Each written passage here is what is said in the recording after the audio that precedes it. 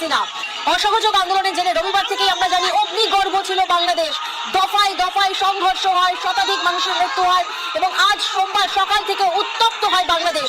জনরোষের মুখে রাষ্ট্রপতি ও সেনা প্রধানের সঙ্গে বৈঠক করার পরই প্রধানমন্ত্রী পদ ছাড়েন, পদ থেকে ইস্তফা দেন শেখ হাসিনা এবং আজ সকাল থেকেই বাংলাদেশ কিন্তু একেবারে দফায় দফায় সেই উত্তপ্ত ছবিও সামনে উঠে আসে এবং অন্যদিকে দেখা যায় যে সেনা হেলিকপ্টারে চেপে দেশ ছাড়েন শেখ হাসিনা।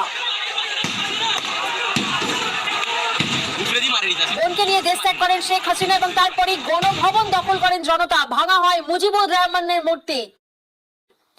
গণভবনে উল্লাস এবং দেখুন যে ছবি আপনাদেরকে দেখাচ্ছি, মুজিবুর রহমানের মূর্তি ভাঙা হয়।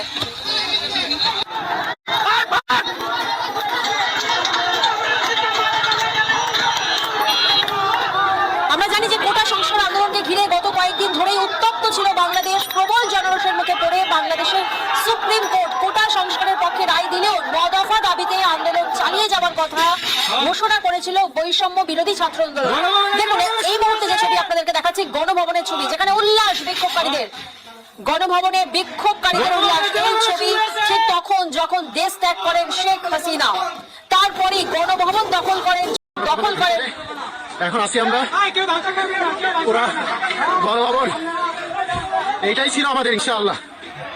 জনতা ভাঙা হয় মুজিবুর রহমানের মূর্তি। গণভবনে উল্লাসের ছবি সামনে পেতে আসে। উল্লাস সাধারণ মানুষের, জনতার, প্রধানমন্ত্রীর বাসভবন, গণভবন। এইখানেই সবকিছু হইতো।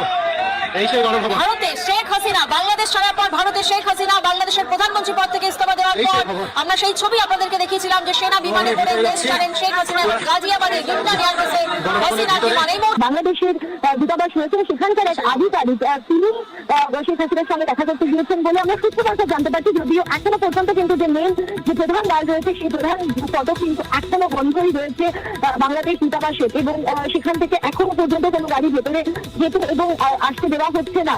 শেখ হাসিনা এবং তার বোন শেখ রেহানা তারা এখনো পর্যন্ত ইন্ডিয়ান এয়ারবেসেই রয়েছে।